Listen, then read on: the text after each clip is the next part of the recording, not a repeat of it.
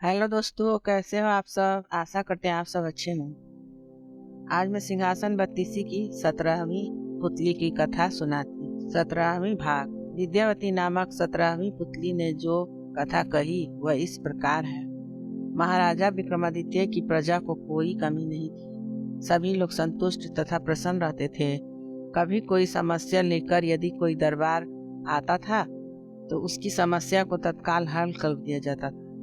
प्रजा को किसी प्रकार का कष्ट देने वाले अधिकारी को दंडित किया जाता, इसीलिए कहीं से भी किसी तरह की शिकायत नहीं सुनने को मिलती थी। राजा खुद भी वेश बदलकर समय समय पर राज्य की स्थिति के बारे में जानने को निकलते थे।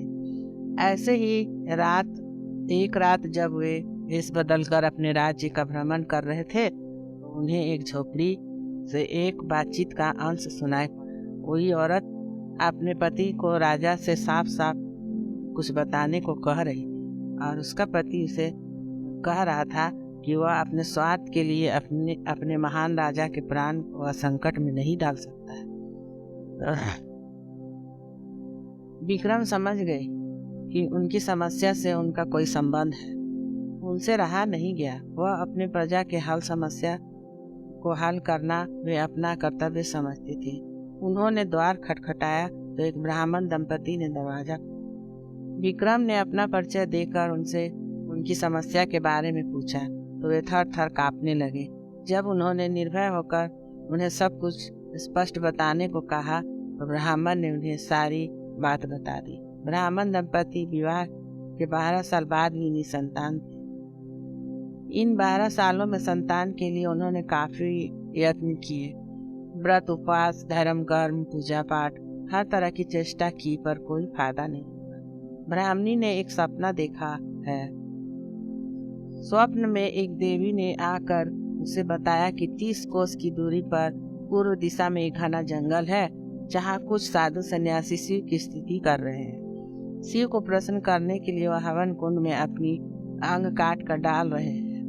अगर उन्हीं की तरह राजा विक्रमादित्य उस हवन कुंड में अपने अंग काट कर फेंके तो शिव प्रसन्न होकर उनसे उनकी इच्छित चीज मांगने को कहेंगे।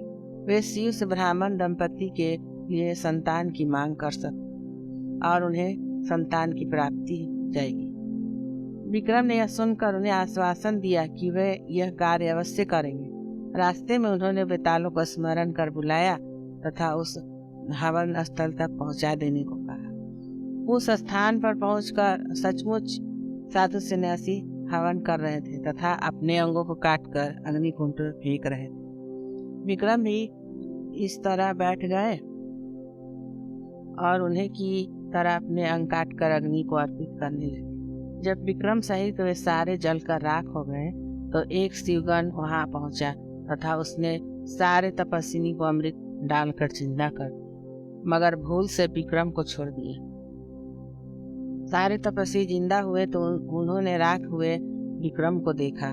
सभी तपस्वियों ने मिलकर शिव की स्तुति की तथा उनसे विक्रम को जीवित करने की प्रार्थना करने। भगवान शिव ने तपस्वियों की प्रार्थना सुन ली तथा अमृत डालकर विक्रम को जीवित कर दिया। विक्रम ने जीवित होते ही शिव के सामने नतमस्तक होकर ब्राह्मण एक दंपति को संतान सुख देने के लिए प्रार्थना की। शिव उनके परोपकार तथा त्याग की भावना से काफी प्रसन्न हुए तथा उनकी प्रार्थना स्वीकार कर ली। कुछ दिनों बाद सचमुच ब्राह्मण दंपति को पुत्र लाभ हुआ। दोस्तों, अगर आपको ये कहानी अच्छा लगे तो कृपया लाइक करें, सब्सक्राइब करें। धन्यवाद।